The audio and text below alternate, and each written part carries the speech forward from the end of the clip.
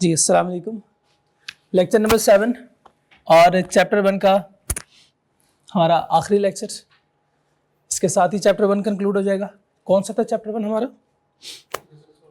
Business organization and structure of business organisation.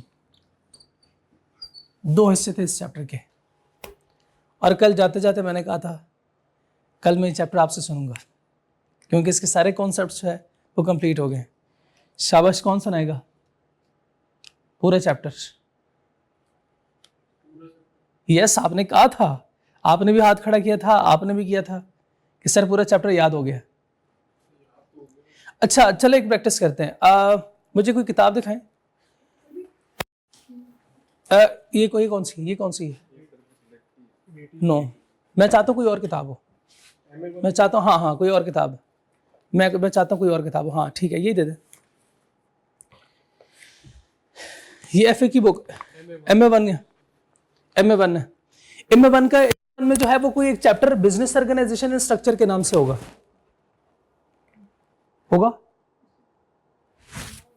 कैसे possible है कि MA1 में ये चैप्टर आ जाए?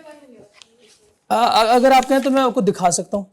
MA1 में ऐसा कोई चैप्टर नहीं होगा इस नाम से ऐसा कोई चैप्टर नहीं होगा। नहीं तो देख सकते हैं। तो फिर ये कौन सी किताब में होगा? बिजनेस टेक्नोलॉजी में होगा। शाबाश। जब आप आज के बाद बिजनेस ऑर्गेनाइजेशन एंड स्ट्रक्चर सुनेंगे तो सबसे पहले आपको कौन सी किताब याद आएगी? Business technology. शाबाश, हमारी BT की किताब आपको याद आएगी। अच्छा, BT की किताब तो पूरी किताब, इतनी मोटी किताब, ये दिखाइएगा। ये पूरी किताब जिसको कैरी करना बहुत मुश्किल है, एक बंदा रखना पड़ेगा। ये कैसे याद करेंगे पूरी? ये कैसे करेंगे याद? ये पूरी किताब याद नहीं होगी, नहीं कर सकते। मैं याद करके दिखाऊंगा आपको, और याद करवा के दिखाऊंगा कि आपको ये किताब पूरी याद होगी। आपको ये पूरी किताब याद हो जाएगी। मुझे बताएं, जब आप बिजनेस स्ट्रक्चर, बिजनेस ऑर्गेनाइजेशन के बारे में सोचते हैं तो सबसे पहले ये किताब बिजनेस टेक्नोलॉजी की आपके जहन में आती है। और बिजनेस टेक्नोलॉजी में जब आपसे कहा जाएगा कि आप मुझे हायरार्की स्ट्रक्चर बताएं, तो आप चैप्टर नंबर 15 के बारे में सोच रहे होंगे। नहीं, आप तो चैप्टर 20 में पढ़ा था आपने। नहीं, चैप्टर 2 जो हमने पढ़ा नहीं उसमें होगा ये। नहीं, चैप्टर 1 में पढ़ लिया। तो इसका मतलब एग्जाम में जब आप बैठे होंगे और कभी हायरार्की का सवाल आया तो फिर आप चैप्टर 15 के बारे में तो नहीं सोचेंगे। जैसे आपने कहा सर अगर ये चैप्टर का नाम आता है तो सबसे पहले हम क्या करेंगे? किताब के बारे में किताब डिसाइड करेंगे। किताब डिसाइड हो गई, कौन सी है? सब्जेक्ट डिसाइड हो गया। सब्जेक्ट के अंदर आपको पहली बात तो यह कि पता होना चाहिए कि कौन कौन से चैप्टर्स हैं। तो चैप्टर का नाम जो मैं बार बार लिख रहा हूं ये इसलिए ताकि आपको याद हो जाए। चैप्टर का नाम पक्का हो गया तो अब आपको इसके अंदर के कॉन्सेप्ट्स पता होने चाहिए। बेसिकली ये जो मैं ड्रामा कर रहा हूं ये ऐसे नहीं है, ये इसलिए है ताकि आपको ये किताब याद हो जाए। और किताब आपको ऐसे ही याद होगी कि जब आपको पता हो कि ये लर्निंग ऑब्जेक्टिव्स वाइज जो क्लासिफिकेशन हमने की है, और मैं यहां पे देखें आज भी आके मैंने लिखा है और मैं डेली आके यहां पे लिखता हूं और शुरुआत यहां से करता हूं कि आज हमने ये पढ़ना है, ताकि पहले ही आपकी जो है वो फर्स्टली आप इसको याद करें कि आज का हमारा टॉपिक, आज का हमारा एजेंडा क्या है। ठीक है, ताकि वो याद रहे और आगे फिर मैं आपको कॉन्सेप्ट को समझाऊं। देखिए, मैंने आपको पहले बताया था एक ट्रेडिशनल तरीका है कि यहां पे डिस्प्ले करूं, जल्दी जल्दी से मैं सारे कॉन्सेप्ट पढ़ा के इसको क्लोज करूं। एक ये तरीका है। दूसरा तरीका यह कि साथ आपको याद भी करवाऊं। अब आपने पूरा चैप्टर याद किया होगा, आपसे सुनूंगा भी, और मैं सुनूंगा तो यहां वहां वो खोल के नहीं, बल्कि आपसे कहूंगा definition and purpose of business organization मुझे बताएं। तो सबसे पहले आप क्या करेंगे? बिजनेस ऑर्गेनाइजेशन को डिफाइन करेंगे, उसके बाद फिर पर्पस ऑफ बिजनेस ऑर्गेनाइजेशन बताएंगे। दूसरा आपने ये देखा क्लासिफिकेशन या टाइप्स ऑफ एन ऑर्गेनाइजेशन। क्या मैं अंदर जाके इसकी बॉडी देखी है? मैं नहीं दिखाऊंगा आपको, लेकिन आपको पता है कि क्लासिफिकेशन में कौन कौन सी क्लासिफिकेशन है, इसकी डिफरेंट टाइप्स वो आपको याद है। बार बार इसकी प्रैक्टिस करके हम याद कर चुके हैं। ऑर्गेनाइजेशन स्ट्रक्चर किसे कहते हैं और इसकी टाइप्स कितनी हैं। उसके बाद अदर ऑर्गेनाइजेशनल कॉन्सेप्ट्स थे, अब नहीं लिखा हुआ यहां पे कौन कौन से थे। अब आपको पता है अदर ऑर्गेनाइजेशनल कॉन्सेप्ट्स में कौन कौन से थे। स्केलर चेन, शाबाश, स्पैन ऑफ कंट्रोल, हाँ, separation of ownership and management, बिल्कुल ठीक है, बिल्कुल ठीक। और flat and tall structure, offshoring, ये सारी बातें किसके अंदर थी? ये किसके अंदर? हाँ शाबाश, ये अदर ऑर्गेनाइजेशनल कॉन्सेप्ट्स। अब मैं अगर आपसे पूछूं ऑफशोरिंग का कॉन्सेप्ट्स, ऑफशोरिंग का कोई एमसीक्यू आपसे पूछ लेता हूं, तो बताएं आप किसके बारे में सोचेंगे? ये वाला सोचेंगे आप? ये वाला सोचेंगे? ये नहीं। जब आपको पता हो कि ये इस टॉपिक के अंदर हमने ये पढ़ा था, ये सब टॉपिक था, तब आपके एग्जाम में बैठ के मसला नहीं होगा। चूंकि हम एग्जाम में पूरी किताब लेके जाते हैं, पूरी किताब लेके जाते हैं। अब आउटसोर्सिंग का कॉन्सेप्ट या ऑफशोरिंग का कॉन्सेप्ट इधर भी डिस्कस हुआ हुआ है, किसी दूसरे चैप्टर में भी डिस्कस हुआ हुआ है, तो वहां पे बैठ के हम कंफ्यूज हो जाएंगे, अरे ये बात तो मैंने इधर भी पढ़ी तो थी मैंने, पता नहीं कहाँ थी। बाज़ दफ़ा ऐसे होता है ना, आप कहते हो इस चैप्टर में है सर, पता नहीं कहाँ पे लिखा हुआ है। तो हमने एक पहली प्रैक्टिस ये करनी है कि ये हमें याद होने चाहिए, ये पेज हमें याद होना चाहिए। अगर आपको ये पेज याद हो गया तो फिर मैं गारंटी दे सकता हूं कि अंदर का जो मटेरियल होगा वो सारा आप याद कर सकते हैं। ठीक है, याद करने वाला ये, जो समझना था वो हम समझ चुके हैं, बस ये जस्ट याद करना है, कर लेंगे, पक्की बात है, देख लें, हो जाएगा। चलें फिर बताएं लेक्चर नंबर क्या मतलब? हाँ, चैप्टर नंबर 1। अच्छा, आपने याद किया हुआ ये, क्या अब आपको पता भी है? शुरू करवाया बिजनेस ऑर्गेनाइजेशन से। सबसे पहले हमने डेफिनेशन पढ़ी थी, याद है? अब ये नोट्स जो है वो बार बार पढ़ के इसकी तस्वीर जो है वो आपके माइंड में बैठ जाएगी। सबसे पहले हमने इसकी डेफिनेशन पढ़ी थी। इसके डेफिनेशन में 3 बातें थी। इसके डेफिनेशन में कौन कौन सी 3 बातें? सोशल अरेंजमेंट, शाबाश, कंट्रोल परफॉर्मेंस और कॉमन गोल्स। ये तीनों को हमने फिर डिफाइन भी किया था, तीनों को हमने डिस्कस किया था सेपरेट। उसके बाद क्या था? उसके बाद शाबाश डेफिनेशन, हाँ डेफिनेशन लिखनी थी। पर्पस, शाबाश बताएं। हाँ, या तो क्या होगा? प्रॉफिट ओरिएंटेड, या तो प्रॉफिट ओरिएंटेड या फिर सोशल वेलफेयर के लिए। तो प्रॉफिट नॉट, पहले जो है वो प्रॉफिट ओरिएंटेड ऑर्गेनाइजेशन है और दूसरी डेफिनेशन नॉट फॉर प्रॉफिट की है। बस ये खत्म हो गया, ये कंप्लीट हो गया, उसके बाद types of organization, sorry type of businesses, sole proprietor, partnership and companies, शाबाश कंपनीज। उसके बाद प्राइवेट सेक्टर भी आ जाते हैं, पब्लिक सेक्टर भी आ जाते हैं। हाँ बिल्कुल, वो फर्दर कंपनी के अंदर आ रहे थे। कुछ फैक्टर्स हमने अदर पढ़े थे, या वो एरियाज, वो सेक्टर्स जहां पे ऑर्गेनाइजेशन ऑपरेट्स, वो एरियाज, वो सेक्टर्स जहां पे ये बिजनेस ऑर्गेनाइजेशन ऑपरेट करते हैं।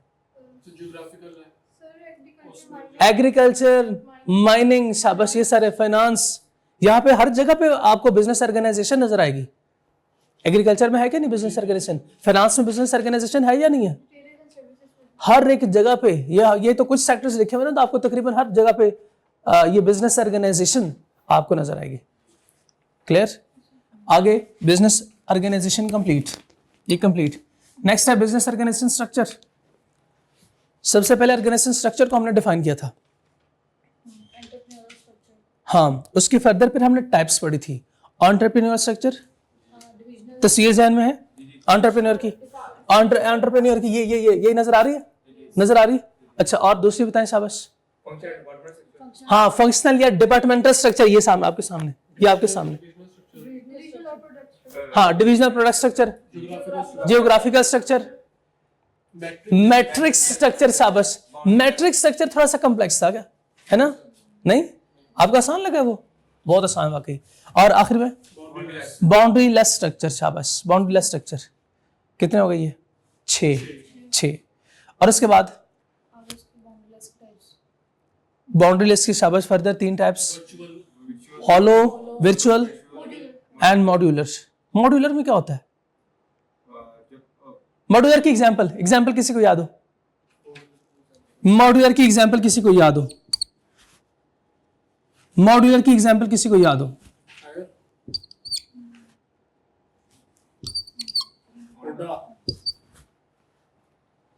मॉडल की एग्जांपल यही थी ना, जब हम गाड़ी बना रहे थे, गाड़ी के लिए सारा सामान बाहर से लिया था कि नहीं? चलें वर्चुअल की एग्जांपल दे शाबाश।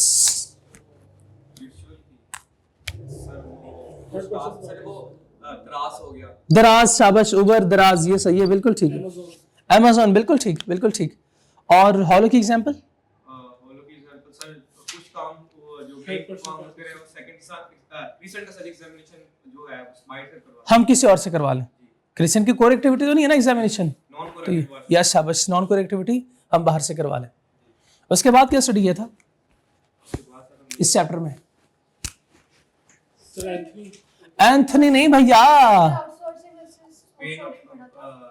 वो किस में पढ़ा था? वो किस में पढ़ा? अदर एस्पेक्ट्स जो थे, अदर एस्पेक्ट्स ऑफ बिजनेस, शाबाश। उसमें सबसे पहले separation of ownership and management, बिल्कुल ठीक है। दूसरा span of control. Span of control किसे कहते हैं? एक मैनेजमेंट के या मैनेजर के अंदर, शाबाश। हाँ, इस मैनेजर के अंदर अगर फॉर एग्जांपल 3 4 5 लोग हैं तो स्पैन ऑफ कंट्रोल बता सकते हैं? हाँ शाबाश, स्पैन ऑफ कंट्रोल 5 है।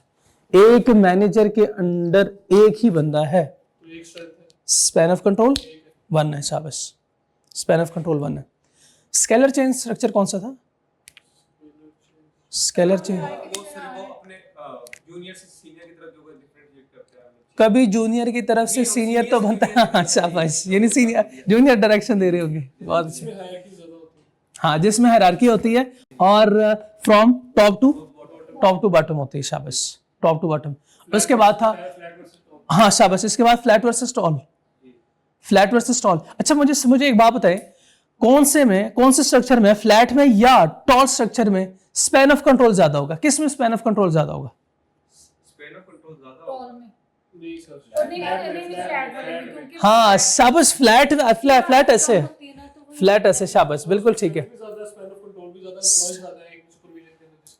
बिल्कुल ठीक, बिल्कुल ठीक। और जबकि टॉल में वहां पे नैरो स्पैन ऑफ कंट्रोल होता है, शाबाश, नैरो स्पैन ऑफ कंट्रोल।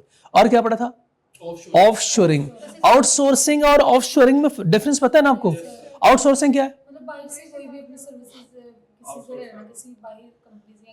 हाँ, किसी से भी हम जो सर्विसेज ले रहे हैं, वो बंदा जो हमें सर्विस प्रोवाइड कर रहा है वो हमारे कंट्रोल में नहीं है, वो हमारे कंट्रोल में नहीं है, दिस इज आउटसोर्सिंग। वो हमें सर्विसेज देता है, हम पैसे देते हैं उस बंदे को। और ऑफशोरिंग क्या है? अपना ही कोई डिपार्टमेंट, शाबाश, नॉट ब्रांच, गलत हो जाएगा शायद। हाँ, जैसे फॉर एग्जांपल कॉल सेंटर है, जैसे हम अपना फाइनेंस डिपार्टमेंट जो है वो हमारा कहीं और हो सकता है ना, जैसे इंडिया से लोग सर्विसेज ले रहे हैं, बिल्कुल ठीक, बिल्कुल ठीक। अगर हाँ, ऑफशोरिंग में क्या होता है कि हमारा कोई डिपार्टमेंट होगा कहीं और, हमारा कोई डिपार्टमेंट कहीं और काम कर रहा होगा। जैसे पाकिस्तान में, इसके ऑफशोर की एग्जांपल, क्लासिक एग्जांपल जो है, पाकिस्तान में जो बाहर की कंपनीज आती हैं, बाहर की कंपनी, वो अपना कोई यहाँ पे ब्रांच, जैसे कॉल सेंटर है, आपने सुना होगा कि इंग्लिश कॉल सेंटर भी है यहाँ पे, तो इंग्लिश कॉल सेंटर की जरूरत क्या पड़ी? पाकिस्तान में क्या अंग्रेजी बोलने वाले लोग हैं? हाँ, वो ऑफशोरिंग है। वो जो कॉल करते हैं वो जाहिर है बाहर दुनिया को कॉल करते होंगे, गोरों को कर रहे होंगे। भाई गोरों की कंपनी आके यहाँ पे हम गोरों को कॉल कर रहे हैं, क्योंकि उन्हें पता है यहाँ पे सस्ते मजदूर है, तो जहां पे सस्ती लेबर है तो वहां पे उनको ये फायदा होता है। नुकसान क्या होगा इसका? डिसएडवांटेज, शाबाश, कौन से बैरियर्स होते हैं? कल्चर बैरियर्स होते हैं। अगला हमारा जो चैप्टर होगा वो होगा business culture. Yes, business culture. और ये बहुत आसान है, ये बहुत आसान है। जस्ट इसको हम रीड भी कर लेना, गो थ्रू करें तो आपको बात समझ आ जाएगी। इसमें कोई नई बात नहीं है, कोई बिजनेस लफ्ज आ गया, ये छुपा भी लो तो कल्चर का जो डेफिनेशन है वही बिजनेस कल्चर की डेफिनेशन है।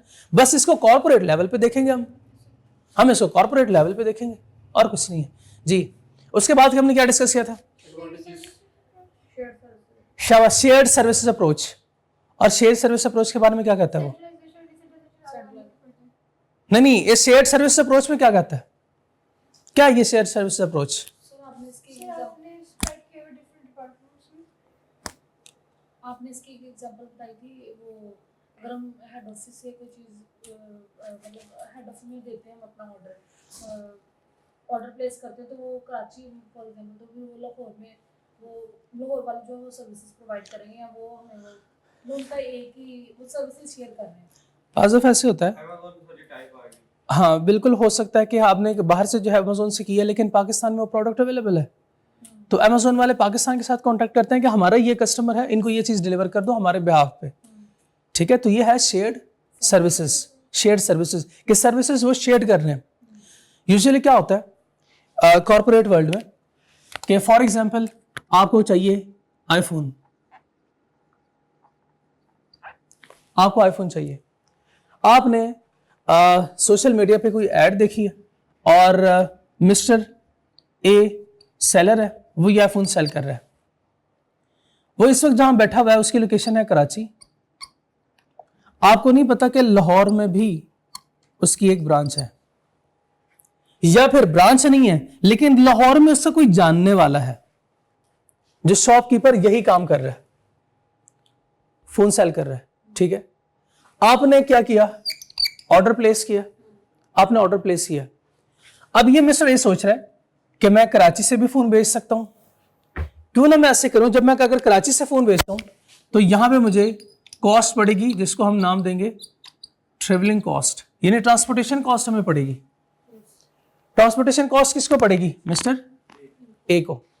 मिस्टर ए का एक दोस्त जो लाहौर में यही सेम बिजनेस कर रहा है, अपने दोस्त को कॉल मिलाता है, यार आपके पास आईफोन पड़ा हुआ है, यही मॉडल जो जो जो प्रेस्क्राइब मॉडल है, क्या ये पड़ा हुआ है आपके पास? सर बिल्कुल पड़ा हुआ है। यार मेरा फला एक कस्टमर है उसको आईफोन चाहिए, तो क्या आप भेज दोगे? यस बिल्कुल, बिल्कुल भेज दूंगा, कोई मसला नहीं है। इस आईफोन के पैसे किसको मिलेंगे?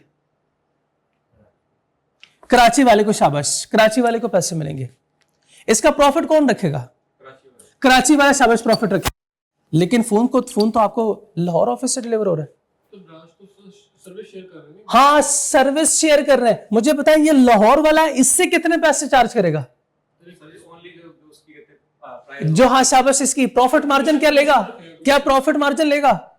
यूजुअली ऐसे नहीं करते, इनको कहा जाता है ये पेटी भाई हैं, ये पेटी भाई हैं, इनको कहा जाता, हाँ पेटी भाई है। एक स्टाइल ऑफ बिजनेस कर रहे हो ना, तो फिर वो आपस में जैसे दुकानदार होते हैं वो कॉस्ट पे चीजें बेचते हैं, प्रॉफिट मार्जिन एक दूसरे को से नहीं रखते, क्योंकि उनको पता होता है कल मुझे भी जरूरत पड़ सकती है। जब आप किसी दुकान में जाते हैं और आप कोई चीज खरीदते हैं, वो कहता है खत्म हो गया, वो ये चीज खत्म हो गई, लेकिन आप ठहरो, मैं भी अरेंज करवाता हूँ, मैं साथ वाले से ला कर देता हूँ। अब साथ वाला जो इस दुकानदार को चीज बेचेगा तो क्या उस उतने प्राइस में बेचेगा जितने आपको बेच रहा है वो? नहीं, जितनी उसको कॉस्ट पड़ी है इसकी, ठीक है। प्रॉफिट मार्जिन उससे नहीं लेता। तो यहां पे ये लाहौर ऑफिस वाला सिर्फ उससे उस फोन के पैसे ले लेगा, प्रॉफिट मार्जिन नहीं रखता। हाँ कमीशन अगर लेना चाहे तो ले सकता है, लेना चाहे तो ले सकता है, हाँ नहीं लेते, आमतौर पे नहीं लेते, यूजुअली ऐसे नहीं होता। क्यों नहीं होता?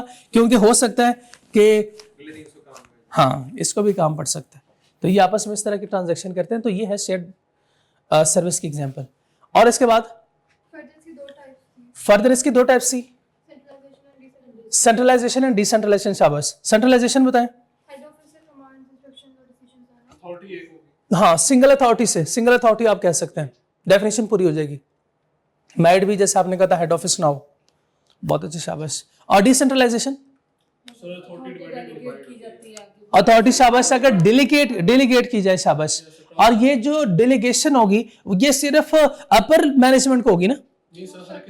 हाँ सर, सुपरवाइजर, बल्कि इवन वर्कर के पास, एम्प्लॉयज के पास भी कुछ ना कुछ अथॉरिटी जरूर होगी। उसकी एग्जांपल मैंने दी थी, क्लियर है? कोई मसला? एडवांटेज और डिसएडवांटेज भी सेंट्रलाइजेशन की क्लियर है, और डिसेंट्रलाइजेशन के उसके ऑपोजिट है। एंथनीज ट्रायंगल, आखिरी, शाबाश, हाँ एंथनी ट्रायंगल के हमने स्ट्रक्चर को डिस्कस किया था। पहला कौन सा? Strategic, tactical and operational. हम कोई बिजनेस कर रहे हैं तो बिजनेस में हमारा बिजनेस की डेफिनेशन क्या थी? कस्टमर की नीड्स को पूरा करना, to seek profit, profit earn करने के लिए कस्टमर की नीड्स को पूरा करना। अच्छा, अब नीड्स को आइडेंटिफाई कौन करेगा? कस्टमर के नीड्स को आइडेंटिफाई कौन करता है? मैनेजर या सुपरवाइजर। शाबाश, ये लोग करते हैं। बिजनेस जिन्होंने शुरू किया है तो वही लोग करेंगे ना। मार्केट एनालिसिस तो वही करते हैं। भाई हमें कौन सा बिजनेस शुरू करना चाहिए, इसका मतलब उन्होंने सारा फॉर्मुलेशन, सारा स्ट्रेटेजीज और मार्केट पे जाके देखा होगा कि लोग क्या चीज डिमांड कर रहे हैं, फिर वो बिजनेस शुरू कर रहे हैं। इस बिजनेस के लिए उन्होंने लोगों को हायर किया और उन्हें बताया कि भाई ये स्ट्रेटजी आपने अडॉप्ट करनी है। ठीक है, इनका विजन पता चल गया, क्लियर हो गया इनको, इनका विजन बताएं। शाबाश, इस विजन को पूरा करने के लिए क्या करेंगे ये? इस विजन को पूरा करने के लिए क्या करेंगे ये लोग? कुछ स्टेप्स लेंगे। शाबाश, कुछ स्टेप्स लेंगे। इन स्टेप्स में क्या होता है कि ये कुछ रिसोर्सेस को एलोकेट करेंगे, रिसोर्स एलोकेशन करेंगे। अब रिसोर्स एलोकेशन में क्या हो सकता है? लेबर को हायर करेंगे। शाबाश, रॉ मटेरियल परचेज करेंगे, क्योंकि इस विजन को पूरा करना है। इस विजन, हमारा विजन है कि हमने सोलर पैनल प्रोड्यूस करने।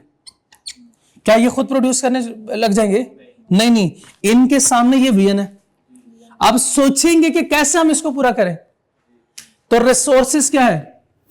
रिसोर्सेस क्या है इसके लिए? लोगों को हायर करना, मटेरियल ढूंढना। शाबाश, एक्सपर्ट्स को एंगेज करना। शाबाश, और हाँ बिल्कुल ठीक है, बिल्कुल ठीक है, हो सकते हैं यहाँ पे। अच्छा मुझे एक बात बताए, क्या यहाँ पे एडवर्टीजमेंट ये रिसोर्स है कि नहीं? रिसोर्स है कि नहीं? हाँ, जाके लोगों में अवेयरनेस ये फैलाना, ये पैदा करना कि भाई अब जो है वो लाइट आती नहीं है और जो आ रही है वो इतनी एक्सपेंसिव हो गई, आप अफोर्ड नहीं कर सकते। आप एक ही दफा सोलर पैनल लो और एंजॉय करो। आप जितनी मर्जी लाइट है उन्होंने कोई मसला नहीं है और है भी फ्री ऑफ कॉस्ट। ठीक है, और इसके बाद ऑपरेशनल लेवल पे क्या होगा? इम्प्लीमेंटेशन यहां से शुरू हो गई है। इम्प्लीमेंटेशन उसके ऊपर काम स्टार्ट करना। शाबाश, ये यहां पे कौन लोग होंगे? वर्कर्स होंगे जो क्या करेंगे? आपके इस ख्वाब को पूरा करेंगे। ठीक है, यहां पे इसको पूरा करने के लिए जो वर्कर्स काम करेंगे, ये ऑपरेशनल लेवल है जिसमें ऑपरेशंस आपके बाकायदा स्टार्ट हो जाते हैं। बात समझ आ गई हमें यहां तक? ठीक है, उसके बाद मैंने आपसे कहा था कुछ फंक्शन है जो आप लोगों ने पढ़ के आने और मैं आप लोगों से पूछूंगा, इसमें कोई मसला हुआ तो वो डिस्कस हम करेंगे।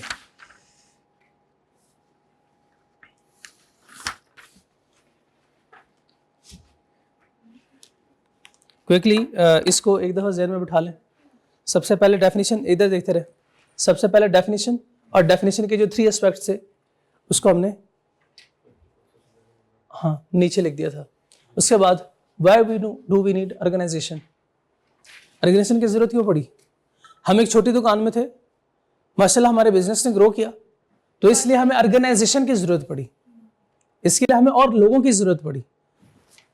क्या करेंगे? स्किल्स और नॉलेज शेयर करेंगे, स्पेशलाइज, पूल रिसोर्स, और पूल रिसोर्स के बारे में बताया था ना। इसके बाद सिनर्जी। सिनर्जी किसे कहते हैं? ग्रुप ऑफ पीपल जब बढ़ेंगे तो इसकी वजह से हमारी एफिशिएंसी क्या हो जाएगी? ग्रो करेगी। शाबाश। ऑर्गेनाइज, पूल रिसोर्स सर बता दें, कौन बताएगा? शाबाश। पूल रिसोर्स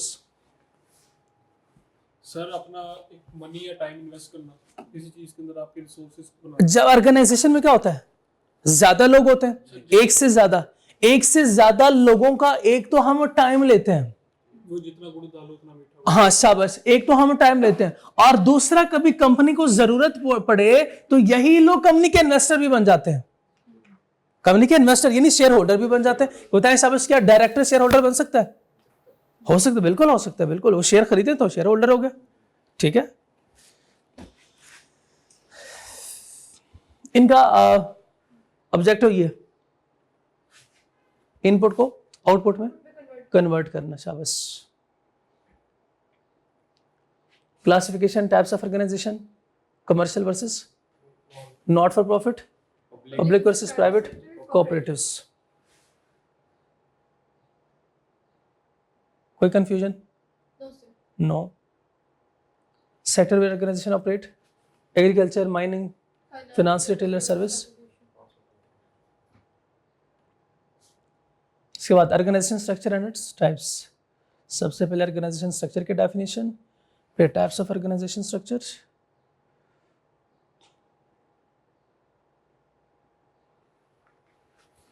बता सकते हैं? डिविजनल या product product? Geography Metrics. Boundaryless? Other organisational concepts. शाबाश. ये बताएं. Scalar chain, span of control, toll versus flat tall versus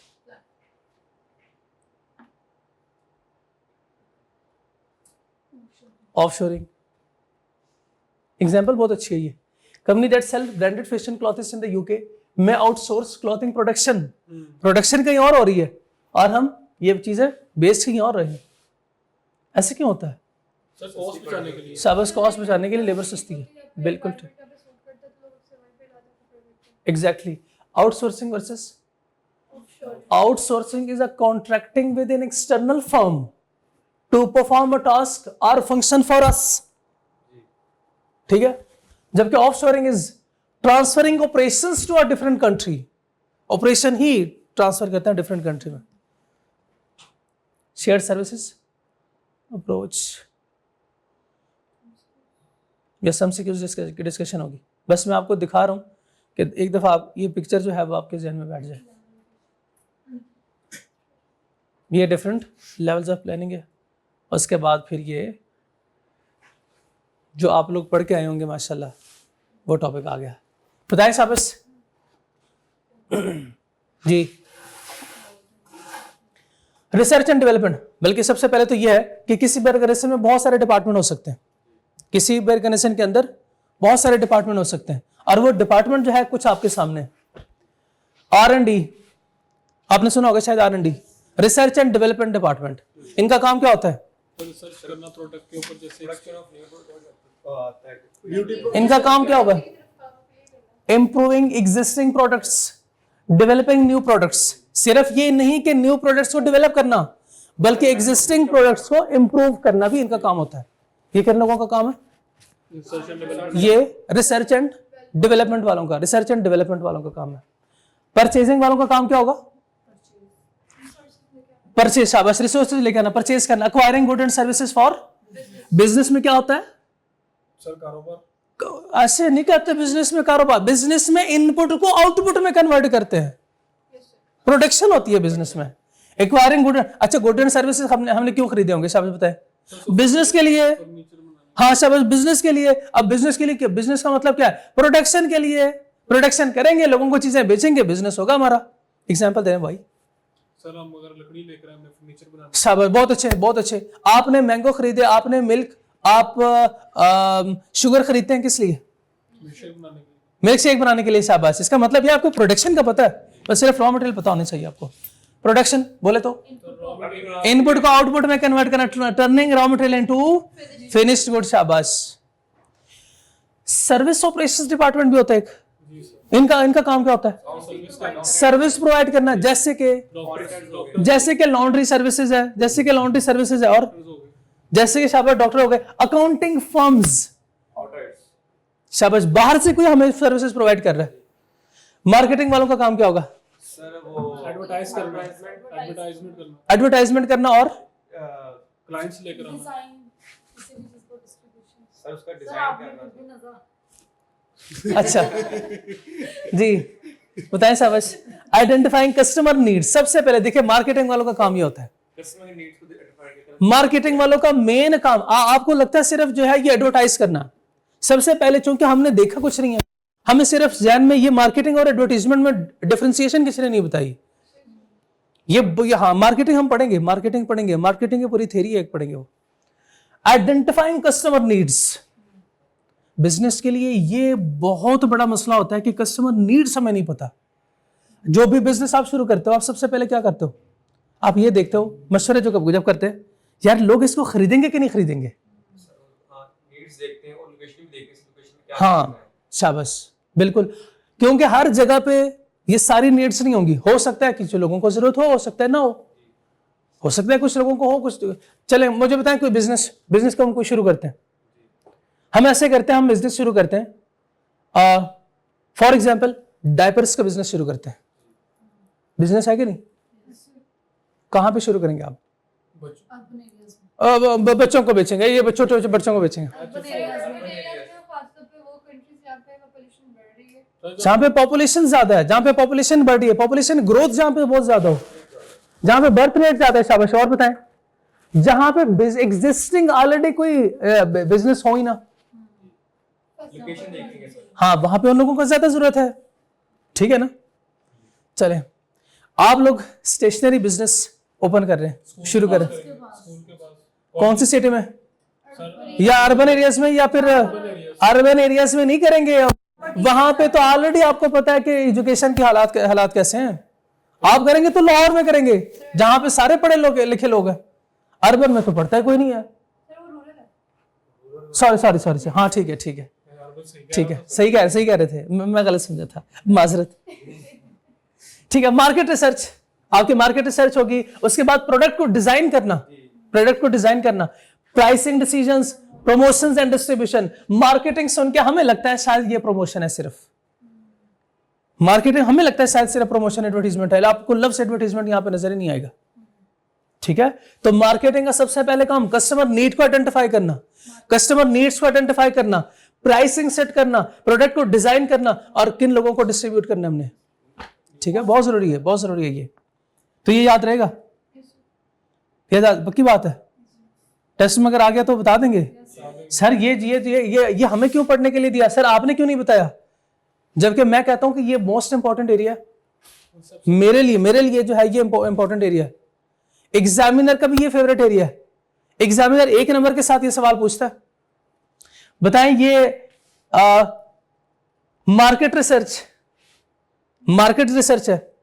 roles define करके आपको, यानी मार्केट रिसर्च देखे आपसे पूछते हैं, बताएं ये कौन से डिपार्टमेंट का काम है?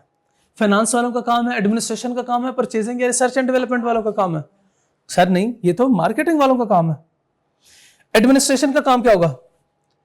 Administrative support. ये एडमिनिस्ट्रेटिव सपोर्ट किसे कहते हैं? सर प्रोस्पेक्टस वगैरह को डील करना, सर क्लाइंट्स को डील करना, जो उनके पैसे। यार इतनी बड़ी आप लोग बातें करते हो ना, प्रोस्पेक्टस पता नहीं मुझे क्या है, पता नहीं सेक्रेशन के अंदर सर, मुझे नहीं पता प्रोस्पेक्टस का। सेक्रेशन का सर जब एक कंपनी होती है उन्हें शेयर को कहते हैं कि पब्लिक इनवाइट करती है, वो यार इतनी बड़ी बातें नहीं हमने करनी। नहीं करनी चाहिए।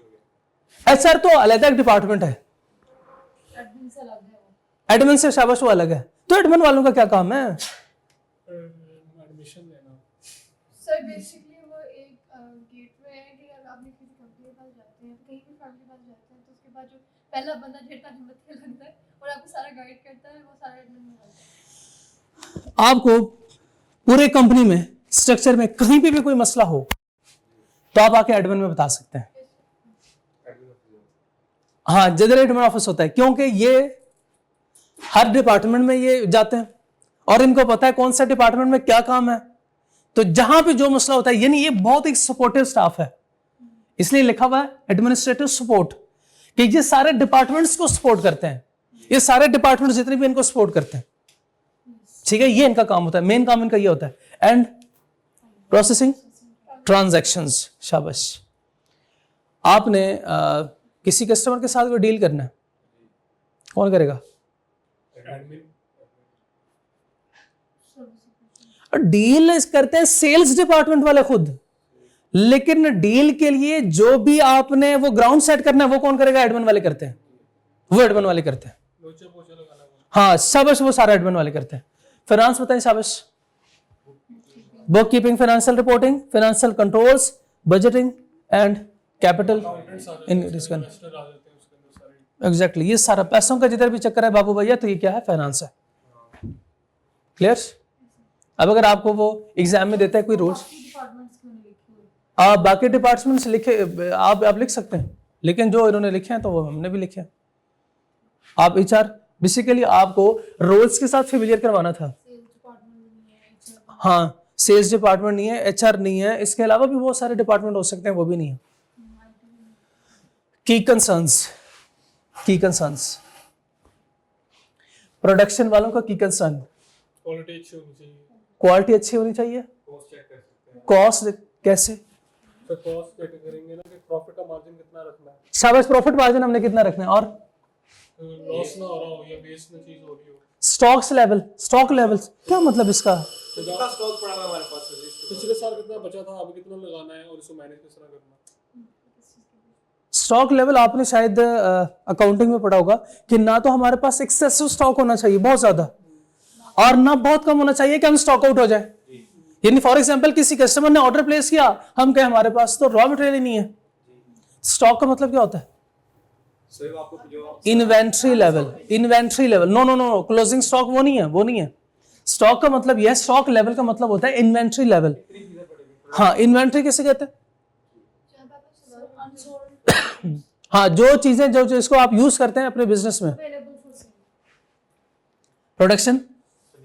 प्रोडक्शन स्केड्यूल बोले, बताएं। कि मतलब इतनी प्रोडक्शन, इतने टाइम में इतनी प्रोडक्शन होगी, इस टाइम पर होगी। हाँ, सुबह से हम ज्यादा प्रोडक्शन करेंगे, मशीनें जो है वो सुबह सारी रात सो के उठ जाती हैं, तो उसके बाद जो है वो मशीनें तगड़ी होंगी। नो सर हमने देखना सीजन या प्रोडक्शन स्केड्यूल ये है कि कितने लेबर को कब अपॉइंट करना है और कैसे करना है, एलोकेशन है ये, ठीक है। रिसर्च एंड डेवलपमेंट बताएं, इनका रोल क्या है? एग्जिस्टिंग को इंप्रूव करना और न्यू प्रोडक्ट डेवलप करना। एंटिसिपेटिंग कस्टमर नीड्स को देखते हुए वो इम्प्रूव करेंगे। Anticipating customer needs and identifying customer needs, दोनों में डिफरेंस बता सकते हैं? एंटिसिपेटिंग का मतलब क्या है? चेंज हो जाना नीड। नहीं, पहले मुझे आइडेंटिफाई कस्टमर नीड्स का बताएं। आइडेंटिफाई से कुछ हम लग नहीं समझ सर, कस्टमर की नीड को आइडेंटिफाई करना ही चाहता क्या है? आइडेंटिफाई करना, शाबाश, चाहता क्या है? प्रोडक्ट इनको कौन सी चाहिए? भाई पकोड़ों का मौसम है, लोग पकोड़े पसंद करते हैं, तो अब हम क्या करेंगे? इसको एंटिसिपेट, इसके बाद एंटिसिपेशन किसका काम है? उसमें काम करना, इसको शुरू करवाना किसका काम है? रिसर्च एंड डेवलपमेंट वालों का। बताएं शाबाश, मार्केटिंग वालों का काम नहीं है। वो देखेंगे चीज चाहिए क्या हो। मार्केटिंग वालों को लोगों को चीज कौन सी चाहिए, ये किसका काम है? मार्केटिंग ये फाइंड करना मार्केटिंग वालों का काम है। मार्केटिंग वाले क्या करेंगे? भागे भागे जाएंगे रिसर्च एंड डेवलपमेंट वालों के पास, उनको ये चाहिए फिर वो बनाएंगे। शाबाश। आपको मैं एक कॉर्पोरेट एग्जांपल देता हूं। कभी कभी स्ट्रेटेजी ऐसी होती है कि आपको लगता है शायद पता नहीं ये प्रोडक्ट हमारी फेल हो रही है, लेकिन इसके पीछे कंपनी की कोई कहानी होती है। जैसे आपने देखा कि अभी ये चंद महीनों पहले स्टिंग वालों ने ब्लू और येलो स्टिंग भी लॉन्च की थी, याद है आपको? देखिए आपने? देखी भी कभी नहीं हो? रेड वाली देखी है, पता नहीं, मुझे पता ब्लू और येलो नहीं देखी? नहीं। येलो देखी थी, येलो देखी थी ना, लेकिन आजकल नहीं आ रही वो। नीड नहीं है ना, डिमांड नहीं है, लोगों को पसंद नहीं है ये। नो, लिमिटेड टाइम के लिए नहीं, अपने एग्जिस्टिंग प्रोडक्ट को बूस्ट करने के लिए, उसके डिमांड को इंक्रीज करने के लिए इन्होंने दूसरी प्रोडक्ट लॉन्च की थी। फ्लेवर चेंज कर दिया। स्ट्रेटेजी देखें। एग्जिस्टिंग जो प्रोडक्ट है उसके डिमांड को बढ़ाने के लिए इन्होंने क्या किया? दूसरी प्रोडक्ट लॉन्च की है। फिलहाल रेड की सप्लाई इन्होंने स्टॉप करवा दी और ब्लू और येलो मार्केट में लॉन्च कर दी। पी के ऐसे लगता था जैसे मैं हाइड्रोलिन पी रहा हूं।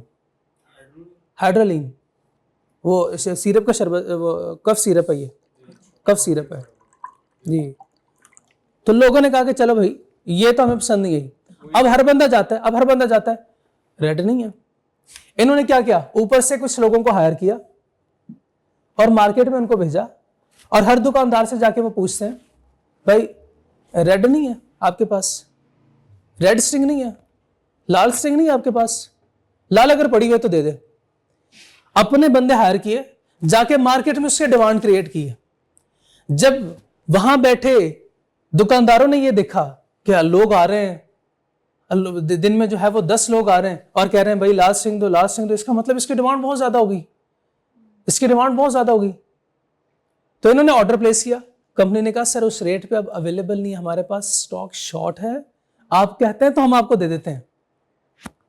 मार्केट में हर एक दुकानदार को उन्होंने अपनी चीजें सप्लाई की है, कॉस्ट बढ़ा के प्राइस बढ़ा के, कॉस्ट नहीं, कॉस्ट बढ़ाएंगे वो डीओजी ने काटा। वो तो कहते कॉस्ट बढ़ा दी, मतलब उसको नुकसान हो गया कंपनी का। हाँ, कॉस्ट नहीं बढ़ाते बल्कि प्राइस थोड़ी सी इंक्रीज कर देते हैं। पर प्रॉफिट इंक्रीज कर देते हैं सर वो। पहले प्रॉफिट इंक्रीज करते हैं, 70 की जो बॉटल मिलनी थी अब दुकानदार को वो 75 में बेच रहे हैं, क्योंकि वो कहते हैं कि स्टॉक कम है, शॉर्ट है हमारे पास। कॉस्ट और प्राइस में क्या फर्क है? कॉस्ट और सेल प्राइस में फर्क है ना।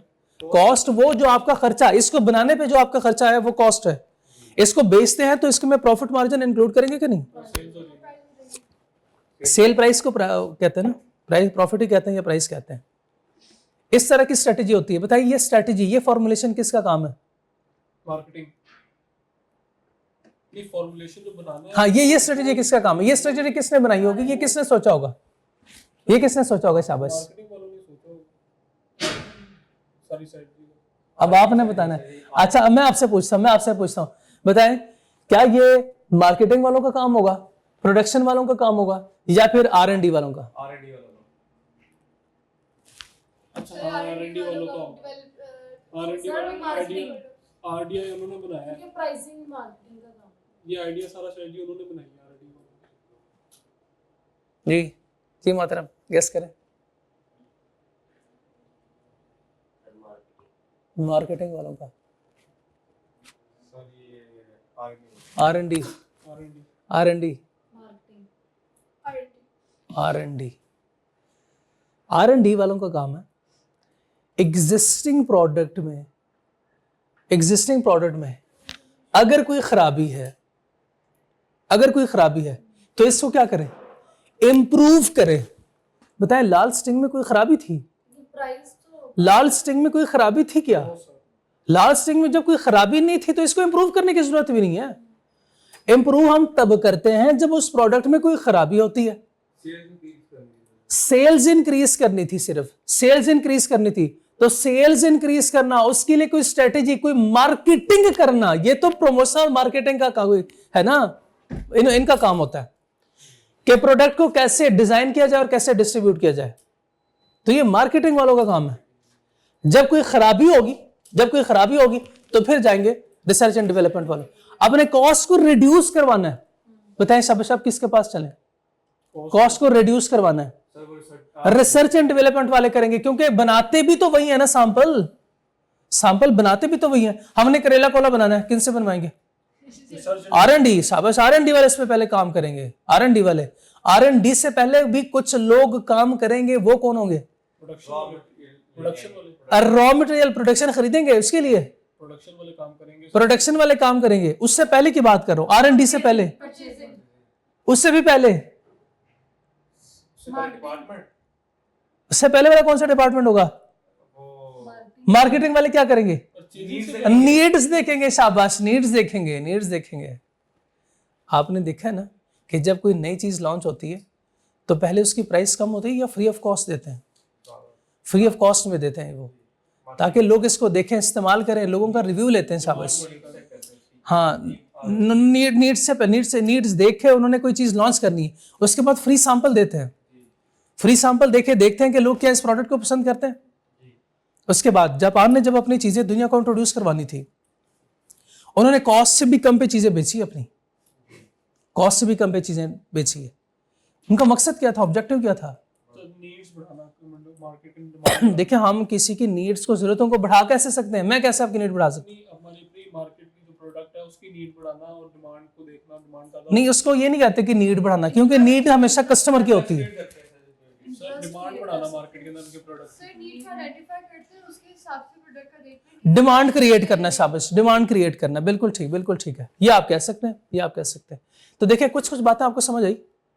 अब आपने उस प्रोडक्ट के बारे में सोचना है कि ये प्रोडक्ट किस फेज से गुजर रहा है इस वक्त, और कौन लोग होंगे जो इस वक्त इस पे काम कर रहे होंगे, किसके हाथों में ये प्रोडक्ट होगी। अब तो अगर वो आपसे पूछे तो बता देंगे। अच्छा, फिर मुझे बताएं, आपने लेबर को देखना है कि क्या लेबर सही काम कर रही है या नहीं। किन लोगों का काम है ये? लेबर से काम कर लेबर के काम को चेक करना किनका काम है? कौन सा डिपार्टमेंट? प्रोडक्शन प्रोडक्शन वालों का, एडमिनिस्ट्रेशन वाला ये एडमिन वालों का काम होता है। एफिशिएंसी देखना, एफिशिएंसी। अब प्रोडक्शन में देखते हैं, प्रोडक्शन में लिखा हुआ है प्राइस पेमेंट टर्म्स, नीचे है sorry quality, quality and material third number sir third one ऊपर ये quality material and purchase, quality material and goods, cost, waste efficiency, stock level, production schedules. Existing लोगों को यानी कहाँ पे प्लेस करना है, किस वक्त प्लेस करना है, morning shift, evening shift, night shift, different shift में इसकी एलोकेशन करना। लेकिन इनके काम को चेक करना एडमिन वालों का काम होता है। सैलरीज, जी फाइनेंस नहीं ये पैसे का सर ने बताया था, पैसे का भी बात होगी तो फाइनेंस सैलरी कौन देगा? सर वो तो एचआर नहीं देगा, एचआर को एचआर वालों का काम हायरिंग फायरिंग होता है। फिर एडमिन एडमिन भी एडमिन वाले सैलरी थोड़ी देते हैं, वो सर जी फाइनेंस अकाउंट्स डिपार्टमेंट देता है ना। अकाउंट्स डिपार्टमेंट, अकाउंट डिपार्टमेंट बताएं साहब, देखिए कौन सा है? फाइनेंस डिपार्टमेंट को हम अकाउंट डिपार्टमेंट भी कहते हैं, ठीक है। अकाउंट्स वालों का काम होता है ना ये। चलें फिर मुझे बताएं,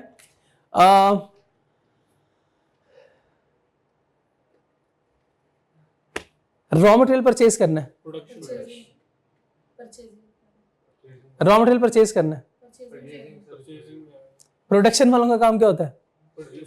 हाँ, जो इनके पास परचेजिंग हुई हुई है इनको इस्तेमाल करना, आउटपुट में कन्वर्ट करना। इधर नहीं लिखा होगा, जबकि परचेजिंग में होना चाहिए। मेंटेन करना क्वालिटी और स्टॉक लेवल, डिलीवरी स्केड्यूल भी।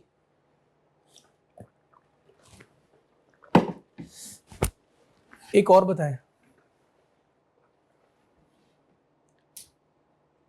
Product testing. R&D हाँ सबस, क्योंकि अब जो है मार्केट में हमने बकायदा इसको लॉन्च नहीं किया, उससे पहले टेस्टिंग करते हैं तो कौन लोग करेंगे? R&D। वैसे एक इंस्पेक्टर भी होता है, R&D में से होता है, एक्सपर्ट को ही कहते हैं, फिर एक्सपर्ट इंगेज करते हैं, R&D वाले होते हैं। देखे नहीं जो कोट पहने काम कर रहे होते हैं कंपनी में, सारी पहनते हैं कोट। इनके बकायदा अपने होते हैं ना वो, जो उधर काम कर रहे होते हैं। यहाँ तक कोई मसला नहीं। और यकीनन आप लोगों ने MCQs नहीं देखे होंगे, नहीं वो नहीं देखा ना, पता होता है मुझे। चलें, which of the following most accurately captures the defining characteristics of a business organization? Which of the following most accurately captures the defining characteristics of business organization के characteristics सोच के आपने इसका आंसर करना है। बताएं शाबाश।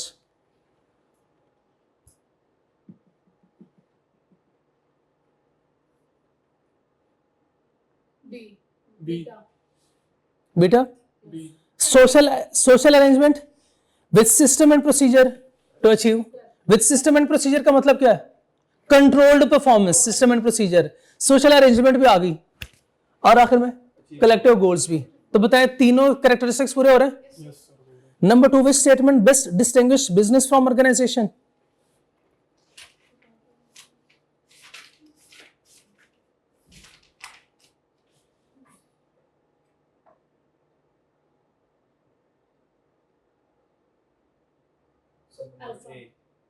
शाबाश, बी बिल्कुल ठीक। Question number 3, which practice exemplifies control performance within an organization?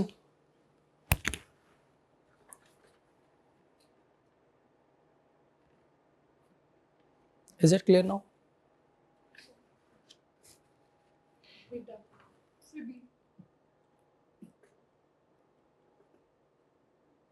Lock करें? नहीं डिफरेंट सोच रहे थे, शायद बताएं, कुछ और सोच रहे थे आप।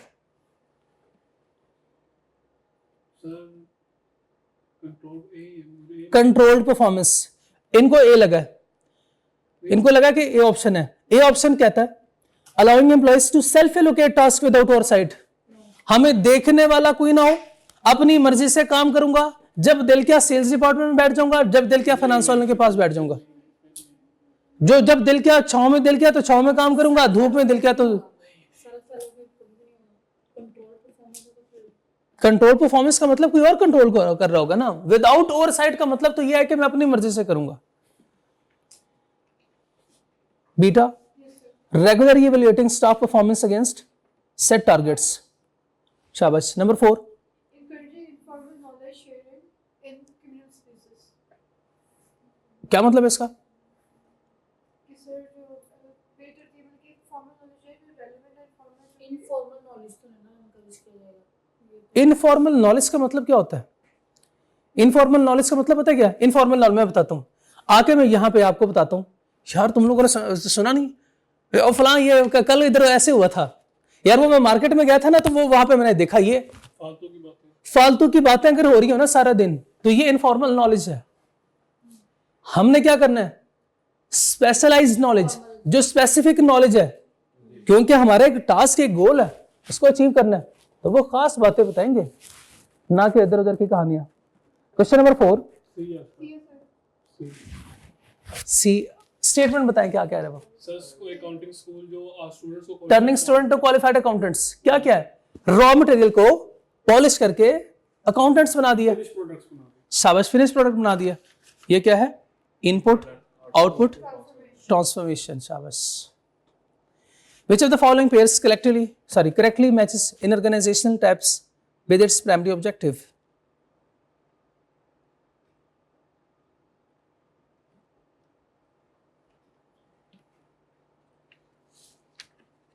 Sole trader serve members. Sole trader serves serve members. सबसे पहले मुझे ये बताएं, क्या ये sole trader is a type of organization? Organization है ही नहीं सर, एक सर हाँ, ये तो है सर, ऑर्गेनाइजेशन नहीं, ये तो ऑर्गेनाइजेशन ही नहीं है। पहली बात तो ये, और दूसरी बात इसमें गलती ये है कि सोल ट्रेडर अपने मेंबर्स को थोड़ी जो है वो करेंगे, सोल ट्रेडर के मेंबर्स होते ही नहीं है। दीवारों से बातें करेंगे सर रिफ्लेक्शन को देख रहे होगा अपनी। अच्छा ये बताएं फिर कौन होंगे ये किसका काम है? ये वो दूसरी जो फंक्शनल ऑपरेटिव्स। शाबाश। पब्लिक सर इक्विटी देता ही नहीं गवर्नमेंट एजेंसी, कैसे होगा? नहीं गवर्नमेंट से निकाल के देखें तो सही, मुझे दिखा, मुझे तो मैंने कभी नहीं देखा। वैसे गवर्नमेंट से पैसे निकलवाना इतना आसान थोड़ी है। नॉन गवर्नमेंटल ऑर्गेनाइजेशन सर और गवर्नमेंट तो पब्लिक लिमिटेड कंपनी। शाबाश। सर यार अच्छा किया बता दिया कि वो उसके एक ही स्टेटमेंट में दो बदल लिख के आप कंफ्यूज कर सकते हैं। बिल्कुल कर सकते हैं। ये नहीं, आपने सिर्फ ये नहीं देखना सोल ट्रेडर है, पब्लिक लिमिटेड कंपनी है, नॉन गवर्नमेंटल ऑर्गेनाइजेशन। मैं स्टूडेंट होता तो मैं सबसे पहले देखता कि क्या टाइप ऑफ ऑर्गेनाइजेशन है, सबसे पहले मैं ये देखता, तो मैं ए को तो वैसे ही कह देता दफा हो, और बाकी तीनों को मैं गले लगाता, और एक को मैं कहता आप हो के नहीं। मैं यहां से शुरू करता, क्यों? एक्सक्लूड करता, ये कंफर्म करने के लिए कि वाकई ये भी नहीं है, लेकिन मैं स्टूडेंट नहीं हूं। ठीक है, चलें आगे। आपकी आउटपुट भर चुकी है, अब आपने हमारे इनपुट को आउटपुट में कन्वर्ट करना है। ठीक है, अब बताएं सब। क्वेश्चन नंबर 6, मैं भी चाहता हूं आप भी ऐसे ही सोचें कि ये गलत है तो फिर क्यों गलत है। Which characteristic is unique to a cooperative compared to other commercial organization? Sir B. वो क्या चीज है जो कोऑपरेटिव में है लेकिन बाकी कमर्शियल ऑर्गेनाइजेशन में नहीं है पाई जाती? Sir B. B. Are you sure? Yes sir 100%। इसमें मेंबर्स की नीड्स को आपने सर उसमें वोटिंग होती है कोऑपरेटिव के अंदर, और डेमोक्रेटिक होती है। बिल्कुल ठीक है, शाबाश। Members have limited liability for debts. Cooperative में ये नहीं होता। Shares are publicly traded. तो शेयर्स कोऑपरेटिव में शेयर्स होते कहां से हैं? तो शेयर होल्डर मैक्सिमम प्रॉफिट तो आएगा नहीं जब शेयर्स ही नहीं होते। जब शेयर होल्डर ही नहीं है। मेंबर जरूर होते हैं पर शेयर होल्डर नहीं होते। क्लियर है क्वेश्चन नंबर 6? 7 में कह रहा है which classification by market sector is correctly match to its activity? B. Match to its activity. B. वैसे एग्रीकल्चर वालों का काम क्या होगा? सर वो जारी बात है प्रोडक्शन बनाना, हाँ, प्रोड्यूस करना, प्रोडक्शन उनका काम है। वो हार्वेस्ट करके सर बेचना, उसको रॉ मटेरियल्स बेच रहा है, फिनिश गुड भी तो बेच सकते हैं। कैसे बेचेगा? मैंगो, सो रॉ मटेरियल है sir. Mango is raw material. Sir उसका शेक भी तो बन सकता है आगे जाके, वो उसको शेक फिनिश प्रोडक्ट बना सकते हैं। हाँ, एग्रीकल्चर फिनिश गुड भी हो सकता है, ये मैंगो फिनिश गुड भी हो सकता है, यूज के हिसाब से डिपेंड करता है कस्टमर की नीड पे। एग्रीकल्चर के हिसाब से वो एक फिनिश फ्रूट है। बिल्कुल ठीक है, सीड्स हो सकता है, अलबत्ता raw material ठीक है सर, इसका आंसर बी है। हाँ, इसका आंसर भी है, लेकिन एग्रीकल्चर के आगे जो लिखा हुआ है हमने तो वो देखना है ना। इंटेंजिबल सर्विस कैसे, कंसल्टिंग कैसे करेगा? हाँ, एग्रीकल्चर पता है क्या है? एग्रीकल्चर में सर्विसेज को छोड़ दो, मैं कहता हूँ एग्रीकल्चर इज इंटेंजिबल। आप बीज बोते हो, उसके बाद बीज जो है वो आपका वो दरख्त बन जाता है, लेकिन आपको नजर नहीं आता, तो टच भी नहीं कर सकते। आप टच भी नहीं कर सकते, आप इसको फील भी नहीं कर सकते। आप ये कह सकते हो माशाल्लाह बहुत अच्छी फसल तैयार हुई है इस बार। हाँ, कहाँ है? नफसियाती मरीज है। तो बताएं शाबाश, करेक्ट ऑप्शन बी है। B. Question number 8, which scenario best illustrate the pooling of resources for organization?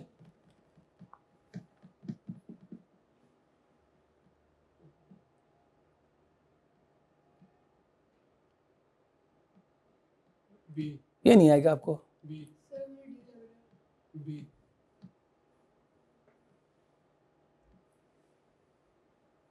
B. चले बी देख लेते हैं।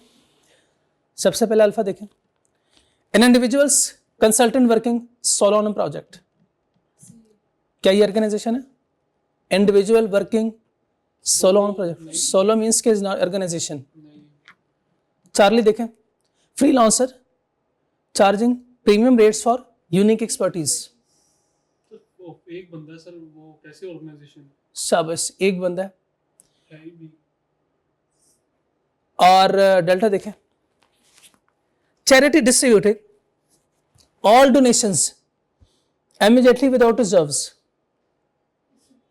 जितनी चैरिटी है, जितने उसके पास पैसे हैं, माशाल्लाह उसने सारे ही खर्च कर लिए, अपने पास नहीं रखता। तो पूल किया ही नहीं। ये पोल रिसोर्स का मतलब क्या था वैसे, कि जब हमें पैसों की जरूरत पड़ेगी तो हमें पैसे देंगे, बजाय ऐसे कि लोगों में पैसे बांटने शुरू कर दें। जब लोगों में पैसे बांटेगा तो हमारे बिजनेस को क्या फायदा होगा इसका? Why do we need organization? हमें क्या इसलिए ऑर्गेनाइजेशन की जरूरत पड़ी थी कि लोगों को हम पैसे बांटना शुरू कर दें? क्या हमें ऑर्गेनाइजेशन की जरूरत इसलिए पड़ी थी कि हम लोगों में पैसे बांटना शुरू कर दें, चैरिटी करें? नहीं, हमें जरूरत है बिजनेस के लिए। तो correct option several farmers jointly finance the share irrigation system. Several farmers है तो वो भी सेवरल फार्मर का मतलब ऑर्गेनाइजेशन है। ऑर्गेनाइजेशन है और जॉइंटली हाँ, हमें फाइनेंस कर रहे हैं, इसका मतलब यह है कि कर रहे हैं। बिल्कुल एग्जैक्टली।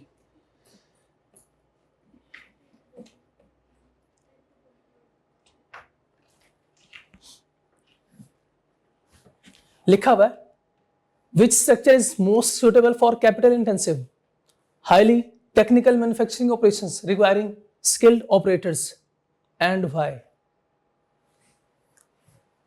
सबसे पहले आपने देखा विच स्ट्रक्चर लिखा हुआ है। सब्जेक्ट कौन सा होगा आपका? बीटी में चैप्टर कौन सा होगा आपका? Structure organization structure, business organization and structure. Topic कौन सा होगा? स्ट्रक्चर वाला। टाइप्स पढ़ी थी आपने क्या? 6 टाइप्स आपने पढ़ी थी। बताएं एग्जाम में जो है बैठ के उसे ये तो नहीं कहेंगे मुझे जरा वो किताब दिखाना, मैं देखूं पहले कि कौन से चैप्टर में था, ये याद रहेगा? ऐसे शाबाश, बहुत अच्छे। तो बताएं ऐसे स्ट्रक्चर आइडेंटिफाई करें या सोचें, सुटेबल फॉर कैपिटल इंटेंसिव, ये लफ्ज समझ तो नहीं आया आपको? एमसीक्यूज में अगर एक लफ्ज आपको समझना है तो क्या करेंगे? छोड़ देंगे वो? साथ वाले से पूछेंगे, मौका नहीं मिलेगा। ऐसा करने समझ नहीं आया, सर ने सही पढ़ाया नहीं होगा। मुझे भी इस लफ्ज का समझ नहीं आया, बट ठीक है, छोड़ दें इसको। हाईली टेक्निकल मैन्युफैक्चरिंग ऑपरेशंस हमें चाहिए, यानी हमें स्पेशलाइज्ड लेबर चाहिए। Required skilled operator. अब मैं देखता हूं वो कौन सा ऐसा स्ट्रक्चर होगा जिसमें मेरी वो रिक्वायरमेंट पूरी हो रही है। एंटरप्रेन्योर स्ट्रक्चर में होगा? एंटरप्रेन्योर स्ट्रक्चर में होगा? सर एक मिनट हाँ, सोचे डिविजनल, फंक्शनल या बाउंड्रीलेस? डी है डी है So technical functions to specialists, sir. D. D है सर डी है Tables में रहते हैं.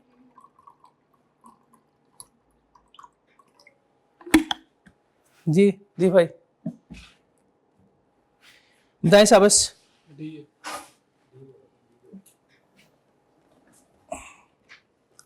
सर कैपिटल इंटेंसिव का क्या मतलब है, मतलब इंक्रीज करना? इतना मुश्किल लफ्ज़ है, मुझे समझ नहीं आ रहा। छोड़ दें बस, आगे देखते हैं कि एमसीक्यू हमारा होता है कि नहीं होता। अल्लाह करे ना हो, ताकि इस पर मेहनत करें। गलती अच्छी होती है ना क्लास में। शाबाश जी, आप क्या कहते हैं? So delta. Delta बाउंड्रीलेस।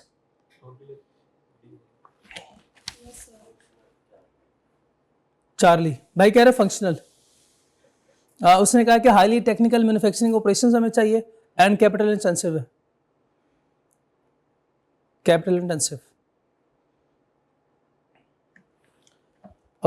This structure centered around an owner management, typical of small business or startup. Entrepreneur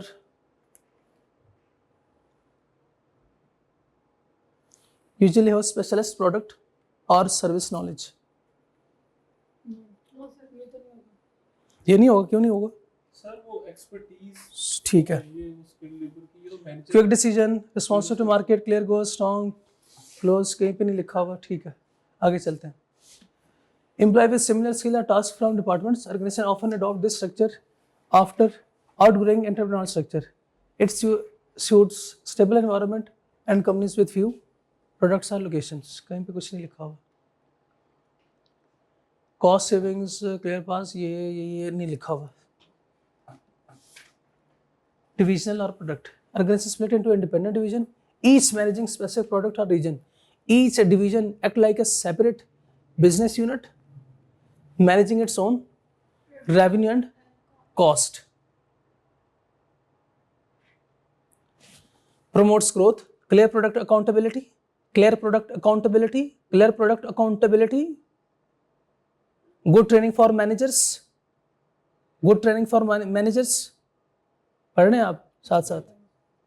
पढ़ रहे हैं कि नहीं? जी sir risk of losing, duplication of rules, ये बाउंड्रीलेस पे चलते हैं। आपने कहा सर बाउंड्रीलेस होगा। Flexible and formal hierarchies take place from hollow, virtual, modular. Outsourcing non core activities, outsourcing primary activities and receiving तकरीबन ऑल प्रोडक्ट फ्रॉम बाहर से। जबकि किसी में भी वो बात नहीं लिखी हुई थी, किसी में वो बात नहीं लिखी हुई। इधर भी तो नहीं है ना। तो लिखा हुआ है outsource technical functions to specialist requiring skilled labour. देखिए उसने रिक्वायर किया था स्किल ऑपरेटर्स, तो वो उसने आउटसोर्स किया स्पेशलिस्ट को। एक रिक्वायरमेंट पूरी हो गई। हाईली टेक्निकल मैन्युफैक्चरिंग ऑपरेशन, तो सर उसने आउटसोर्स कर दिया टेक्निकल फंक्शन, तो वो भी हो गए, रिक्वायरमेंट पूरी हो गई। कैपिटल इंटेंसिव, अब लफ्ज सोचें इसका मतलब क्या हो सकता है फिर? कैपिटल ज्यादा लग रहा हो मींस कॉस्ट ज्यादा पड़ रही है। Which organization is most suitable for capital intensive, highly technical manufacturing operations, required skills operation, और क्यों? और अगले आगे पर क्यों? पहले तो ये पढ़ेंगे, उसके बाद पढ़ेंगे क्यों। चलें, आप कहते हैं बाउंड्रीलेस है because it outsource technical functions to specialist. Highly intensive, highly technical manufacturing. हो सकता है ठीक, डिविजनल प्रोडक्ट होगा सर। चेंज ना करें अपना। पहले आपने कहा था कि बीटा है। साहब आप समझाया। चलें, एंटरप्रेन्योर देखते हैं because it provide strong managerial control and flexibility. हाँ तो ठीक है, लेकिन ऊपर कुछ और कह रहा है, नीचे आप कुछ और कह रहे हो। ये कंट्रोल मांगा ही नहीं उसने। हाँ जी, function because it delivers cost saving through specialisation. Cost saving ये भी तो हो सकता है ना। कॉस्ट सेविंग है Sir, capital intensive. Capital intensive, हाँ। डिविजनल देखें, divisional because it offer Clear accountability for complex account products का जिक्र हुआ है ना, अकाउंटेबिलिटी का। ये क्या लिखा हुआ है? Manufacturing operation requires skilled operator. हमें स्किल्ड ऑपरेटर की जरूरत कब पड़ती है? स्पेशलाइज चाहिए कि कोई हम कॉम्प्लेक्स प्रोडक्ट बना रहे हैं। हाँ, जब हमें कैपिटल इंटेंसिव का मतलब जिस पे कैपिटल हमारा बहुत ज्यादा इन्वेस्ट हो रहा हो, कैपिटल बहुत ज्यादा इन्वेस्ट हो रहा है, इसका मतलब क्या हुआ कि ये एक बहुत ही हमारे लिए यूनिक प्रोडक्ट है जिसमें हम बहुत ज्यादा पैसे खर्च कर रहे हैं। बताएं, इसके लिए हमारे पास रिक्वायर्ड जो लेबर है वो क्या होनी चाहिए? स्किलफुल। तो ये डिविजनल, हम कोई प्रोडक्ट बना रहे हैं, उस पे खर्च भी कर रहे हैं और उसके लिए हमें लोगों की भी जरूरत पड़ रही है। एक तो ये उसमें खर्च भी कर रहे हैं और दूसरा ये लोगों की भी जरूरत पड़ रही है। तो ऐसे होता है डिविजनल प्रोडक्ट में, क्योंकि प्रोडक्ट बनता ही यहां पे है, यहां पे तो एंटरप्रेन्योरल है, यहां पे तो कोई मसला नहीं है, हम न्यू प्रोडक्ट तो यहां पे बना रहे हैं ना। तो डिविजनल या प्रोडक्ट्स में हम प्रोडक्ट को चेंज कर रहे होते हैं। मैंने आपको एग्जांपल दी थी, बल्कि ये आखिरी एक लाइन, सर आपने KFC की एग्जांपल दी थी इसमें। ये देखें, ये preferred used a product based divisional structure works best when products are complex, capital intensive और नीड स्किल्ड ऑपरेटर्स। ठीक है। सो बाज दफा आप ऐसे कहते हैं, ये भी पढ़ लेते हैं, मैंने ऊपर वाला सारा पढ़ा के इस पेज को छोड़ दिया था, मैंने नहीं पढ़ाया, ताकि बाद में जब हम इसको डिस्कस करें उसके बाद मैं बताऊं कि ये चीजें पढ़नी होती है सारी। तो क्या आंसर है? आंसर इसका आप बताएं शाबाश। प्रेफर्ड यूज क्या है? प्रोडक्ट बेस्ड डिविजनल स्ट्रक्चर जो है वो ज्यादा बेहतर है किससे? डिविजनल से, सॉरी जियोग्राफिकल से। प्रोडक्ट बेस्ड डिविजनल और जियोग्राफिकल से ज्यादा बेहतर है कब? जब प्रोडक्ट क्या हो? कैपिटल इंटेंसिव और नीड्स स्किल्ड ऑपरेटर। बताएं शाबाश। अब यहां पे कैपिटल इंटेंसिव और हमें स्किल्ड फोर्स चाहिए, तो कौन सा स्ट्रक्चर ज्यादा सूटेबल है? डिविजनल प्रोडक्ट स्ट्रक्चर ज्यादा सूटेबल है। बुलाएं दोबारा पढ़ें। वो KFC की भी एग्जांपल दी थी कि अगर हम इंडिया में जो बीफ बर्गर है वो जो आप मैकडॉनल्ड की वो बीफ बर्गर जो वहाँ पर वो कामयाब नहीं, तो वहाँ के Product. कुछ बनाने के लिए वहाँ के स्पेशलाइज्ड लोग चाहिए cost भी मतलब ज्यादा है, क्योंकि कराची बिरयानी आपने यहाँ पे खाई होगी, लेकिन आपको पता है वो वैसे बिरयानी नहीं बनती जैसे कराची में होती है।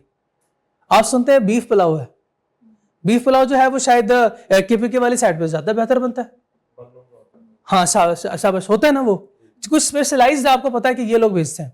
जैसे मुल्तानी सोहन हलवा है, वो यहाँ पे भी शायद बनता होगा, लेकिन सारे एक्सपर्ट उधर है। तो बताएं, अगर आपने मुल्तानी सोहन हलवा का ब्रांड बनाना है, आपने बिजनेस शुरू करना है, तो क्या करेंगे? वहां से कोई स्पेशलाइज्ड पर्सन हायर करेंगे। चलें नेक्स्ट, आगे चले। What is the principal disadvantage of a pure functional structure when an organization diversifies its product range significantly? बहुत मुश्किल MCQ मैंने ऐड की है यहाँ। चलो 10 वाला नहीं रहेगा। 10 वाला हाँ रह गया। अच्छा पहले ये कर लेना, 10 वाला भी कर लेते हैं।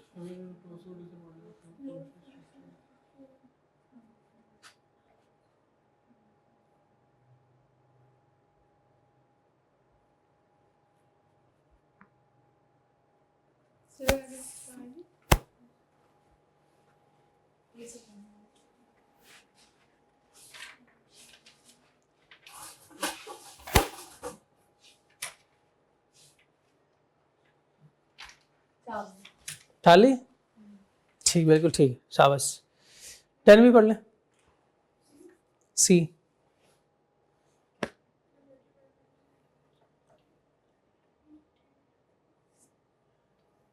एक तो स्ट्रक्चर है और बाउंड्री लिस्ट में फिर modular. Which activity is most likely to be retained in-house and which is outsourced?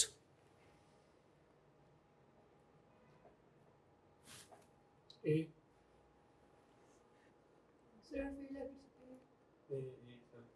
वो टोटल नंबर से वो करते हैं, आउटसोर्स करते हैं, डिसेंबल करके फाइनल करते हैं। शाबाश, बिल्कुल ठीक है।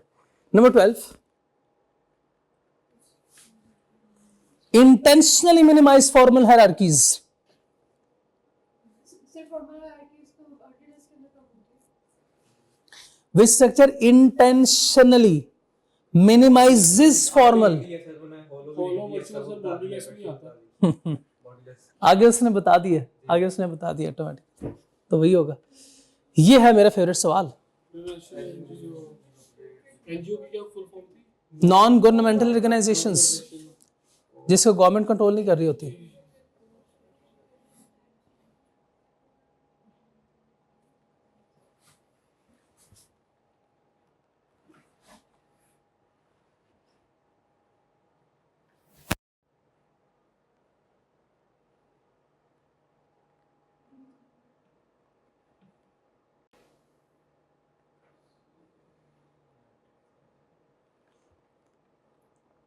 एक मिनट चाहिए सोचने के लिए। यस, जरूर सोचे सोचे, शाबाश।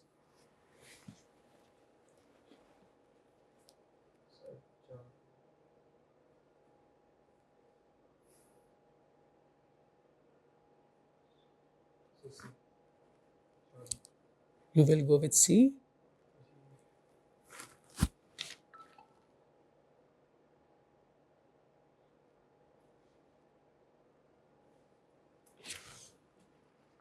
ब्रेक डाउन करें स्टेटमेंट को, ब्रेक डाउन करें, शाबाश।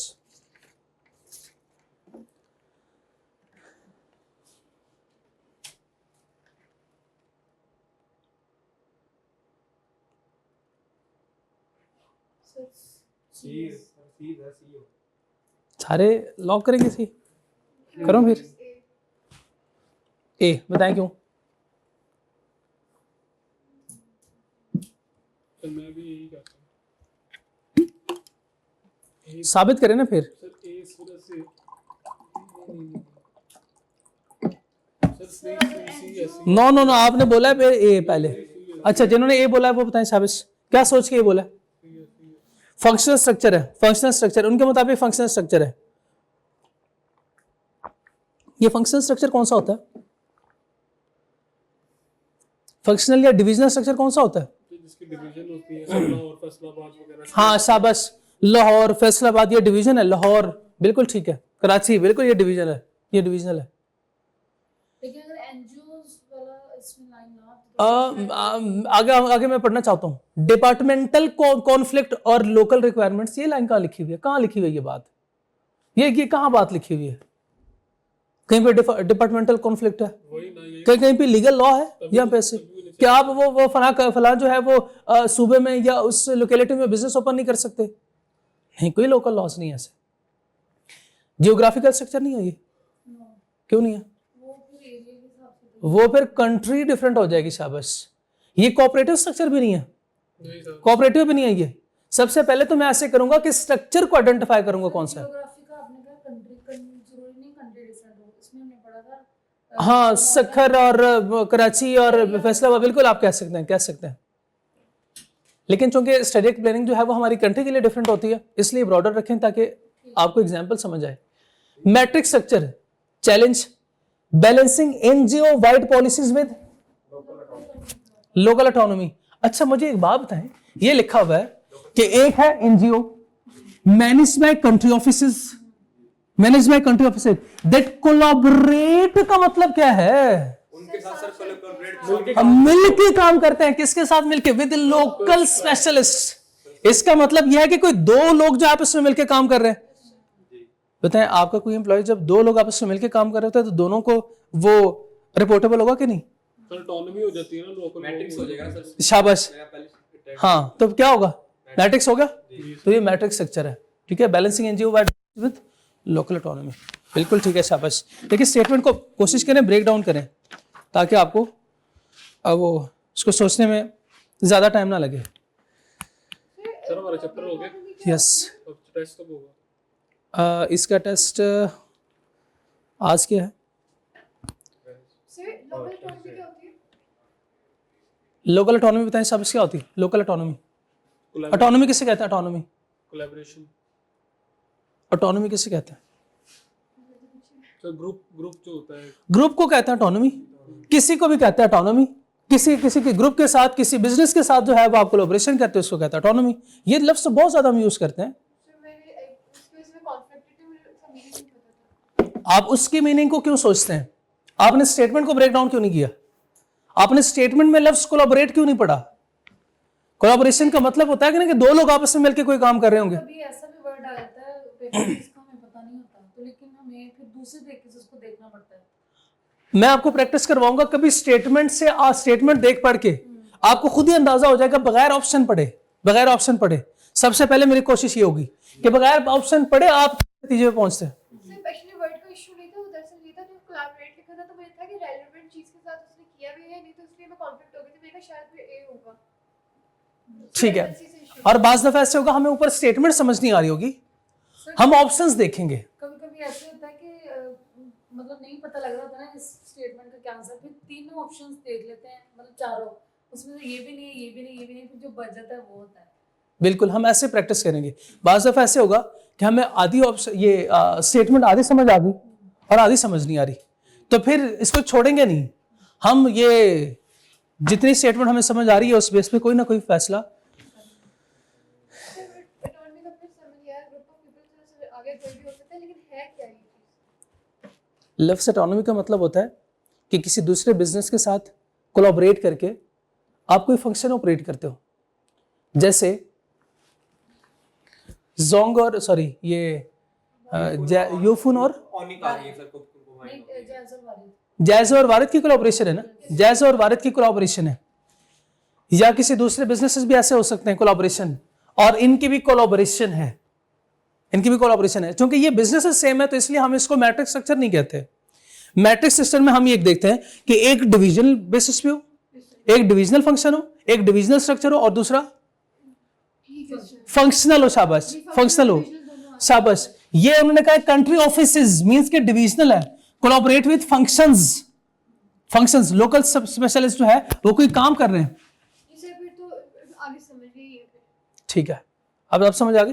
तो इस तरह हम स्टेटमेंट में एक एक लफ्ज को देख के आइडेंटिफाई करेंगे कि वो क्या बात कर रहे हैं और स्ट्रक्चर कौन सा है। चले, लेक्चर का टाइम पूरा हो गया मेरा ख्याल है, आज से इतना काफ़ी है। कल करके आएंगे सारे एमसीक्यूज, नोट्स मिल गए आपको? अब मुझे नहीं नोट्स मिले। चलें, आप वो टीए से ले लीजिएगा। चेक करें, चलें ठीक है, दो यहाँ सेम होंगे ये, तो करके आएंगे आज। टेस्ट कब होगा? टेस्ट हफ्ते वाले दिन कर लें, घर बैठ के कर लीजिएगा आप। चलें, मैं पूछता हूँ, ऑनलाइन वाले ये ना कहेंगे हफ्ते वाले दिन होगा। ठीक है, आज का लेक्चर खत्म करते हैं। अस्सलाम वालेकुम। कल नहीं हो जाएगा?